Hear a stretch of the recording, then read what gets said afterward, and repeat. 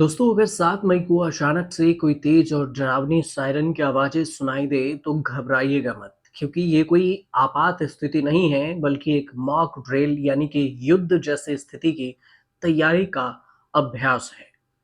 अब इस दौरान एक जंग वाला सायरन बजेगा ताकि लोगों को ये बताया जा सके कि युद्ध या फिर हवाई हमले जैसी स्थिति में क्या करना होता है। 1971 की जंग के बाद ये पहली बार है जब भारत सरकार ने ऐसा मॉक ड्रिल करने का आदेश दिया है।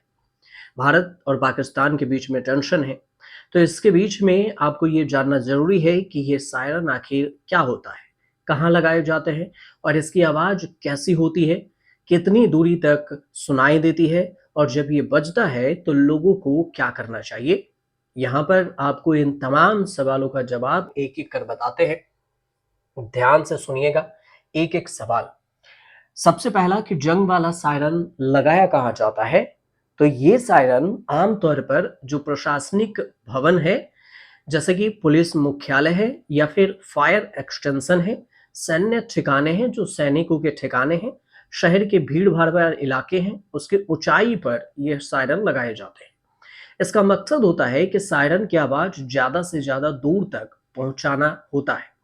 अब दिल्ली, नोएडा जैसे जो बड़े शहर हैं, उन शहरों में खास तौर से संवेदनशील इलाकों में इसे लगाया जा सकता है। देश के हर शहर में इसे लगाया जा सकता है, ऐसी भी बात हुई है, क्योंकि हर राज्य सरकार को जो गृह मंत्रालय की तरफ से ये आदेश जारी कर दिया गया है कि मॉक ड्रिल कीजिए, तैयार कीजिए। अब दूसरा कि युद्ध वाला सायरन होता कैसा है? तो जंग वाला जो सायरन है, जंग जब होती है तो दरअसल एक तेज आवाज वाला वार्निंग सिस्टम होता है। यह युद्ध, एयर स्ट्राइक या फिर आपदा जैसी आपात स्थिति की सूचना देता है और इसकी आवाज में एक लगातार ऊंचा नीचा होता रहता है, कंपन होती रहती है और इससे यह आम हॉर्न और एम्बुलेंस की जो आवाज है उससे बिल्कुल अलग पहचाना जा सकता है। अगर आप टीवी चैनल देखे होंगे तो इस पर कभी आपको सुनाई जरूर दिया होगा। अब इसकी आवाज कैसी होती है और सवाल ये भी है कि कितनी दूर तक जा सकती है। तो जंग वाला जो सायरन है, इसकी आवाज बेहद ही तेज होती है। आमतौर पर 2 से 5 किलोमीटर की जो रेंज है, इस रेंज के बीच में ये सायरन की आवाज सुनाई देती है। आवाज में एक क्लासिकल पैटर्न होता है, यानी कि यह धीरे-धीरे तेज होती है और फिर घटती है और फिर इस क्रम को कम से कम 5 मिनट तक चलता रहता है। एम्बुलेंस का सायरन जहां 110 से 120 डेसिबल की आवाज होती है, तो वही जंग वाला सायरन 120 से 140 डेसिबल की आवाज में होती है, जो आपको सुनाई देगी। और भारत में जो पहले कब बजा था ऐसा जंग वाला सायरन, तो देखिए, ये जंग वाला सायरन जो बजा जब जब युद्ध हुआ, भारत में जंग वाला सायरन का उपयोग 1962 के चीन युद्ध में, 1965 में, 1971 में जो भारत पाकिस्तान के जंग हुआ था, इस दौरान किया गया था। और उस समय ये सायरन विशेष रूप से दिल्ली, मुंबई, कोलकाता और अमृतसर जैसे शहरों में लगाए गए थे। इसकी जो आवाज है, इसके अलावा कारगिल युद्ध के दौरान भी बॉर्डर से लगे इलाकों में इसका उपयोग किया गया था। 1971 के बाद कोई भी युद्ध ऐसा जो अभी तक होने के कारण नहीं हुआ, ऐसा युद्ध इसी वजह से हवाई हमलों को लेकर अलर्ट करने के लिए सायरन सिस्टम की जांच नहीं की गई। अब सभी राज्यों को सायरन सिस्टम को चालू करने और जरूरत पड़ने पर नए सिस्टम लगाने को कहा गया है, ताकि जल्द से जल्द इसकी तैयारी हो सके। बिजली सप्लाई से जुड़े जो अधिकारी हैं, उनको भी अलर्ट रहने की जरूरत है और उन्हें भी अलर्ट के लिए कह दिया गया है। हवाई हमले की जो स्थिति है, इसमें बिजली आपूर्ति रोक दी जाती है।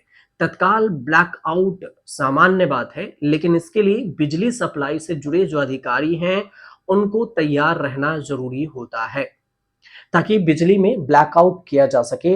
इसके साथ ही दुश्मन को नजर से अहम प्लांट और संस्थानों को बचाने के लिए सबसे जरूरी उपाय में तैयार रहने के लिए भी कहा जाता है। हवाई हमलों के दौरान आम लोगों को निकालकर सुरक्षित स्थानों पर पहुंचाना भी एक अहम बात होती है और इसकी तैयारी भी दी जाती है। इससे आम लोगों की ट्रेनिंग के साथ साथ जो सिविल डिफेंस है, उसकी अहमियत को की भूमिका को दर्शाता है। गृह मंत्रालय ने राज्यों से आम जनता को सुरक्षित ठिकानों पर पहुंचाने का प्लान तैयार करने और उसे रिहर्सल करने को भी कहा है। अब इस पर क्या कुछ होगा आगे, देखिए, युद्ध का मॉक ड्रिल हुआ है तो फिर इस पर कुछ ना कुछ तो ज्यादा बड़ी बात होगी ही होगी। इसके अलावे जो एक बात और खास बात है वो ये कि जब सायरन बजे तो फिर आपको क्या करना है। सायरन बजने का मतलब ये होता है कि लोग तुरंत सुरक्षित स्थानों की ओर रवाना हो जाते हैं। लेकिन मॉक ड्रिल के दौरान आप पैनिक ना होइएगा, क्योंकि सिर्फ खुले इलाकों से हट जाएं, घरों या फिर सुरक्षित इमारत के अंदर चले जाना है। टीवी, रेडियो या सरकारी अलर्ट पर ध्यान देना है। अफवाहों से आपको बचना है और प्रशासन के निर्देशों का पालन करना है, क्योंकि 7 मई को मॉक ड्रिल है। ये ऐसा नहीं है कि सच में युद्ध हो रही है। अब कितनी देर जगह खाली करनी होती है, कितनी देर में? तो अगर असली युद्ध होता है, जैसे असली युद्ध जैसे हालात होते हैं, तो पहले सायरन के 5 से 10 मिनट के अंदर सुरक्षित स्थानों तक जाना होता है।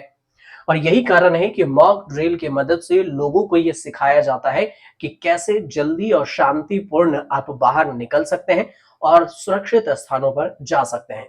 इसलिए सरकार ने हर राज्य सरकार को ये अलर्ट नोटिस दिया है कि आप 7 मई को मॉक ड्रिल कीजिए। सारे जो जो नागरिक है उसको अलर्ट कीजिए कि कैसे बचना है, कहाँ छुपना है और घबराना नहीं है, ताकि अचानक से अगर कोई ऐसी स्थिति आती है तो पैनिक ना हो। साथ में फेक खबरों से बचें, कोई भी अफवाह में ना पड़े। तो उम्मीद करते हैं कि जो जानकारी थी हमने आप तक आसानी से पहुंचाई है। आप इसे ज़्यादा से ज़्यादा लोगों तक पहुंचाइए, ताकि लोग इसे आसानी से समझ सकें और पैनिक ना होए, आराम से सुरक्षित जगह पर जा सकें।